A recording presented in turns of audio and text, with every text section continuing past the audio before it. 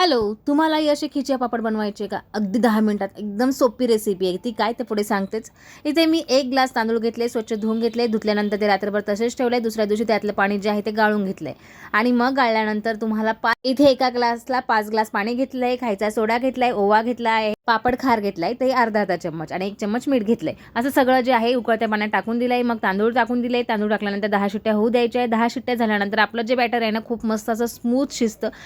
Smooth झाल्यानंतर आपल्याला हिरवी मिरची, लसण आणि जिऱ्याची पेस्ट त्याच्यामध्ये टाकून द्यायची आणि पुन्हा छान असं हलवून घ्यायचं. तुम्हाला आवडत असल्यास तुम्ही कोथिंबीर टाका, टोमॅटो प्युरी टाका, पालक टाका, मेथी टाका, काहीही टाका. पापड एक नंबरच होणार आहे. इथे सगळं माझ्याकडे तेलाचं पाऊच होतं, त्याच्यावरच हा छोटासा एक गोळा आहे तो त्याच्यावर मी ठेवला आणि मस्त असं प्रेस केलं. हे पापड लहान असो किंवा मोठे असो कोणीही करू शकेल. इतके सोपे पापड आहे. आणि तुम्हाला जर हा डिटेल व्हिडिओ पाहायचा असेल तर माझ्या यूट्यूब चॅनलवर मी अपलोड केलेला आहे. तुम्ही तो जाऊन नक्की पाहू शकता आणि तुम्हाला इथे प्रमाण जे आहे परफेक्ट पाहायला मिळेल.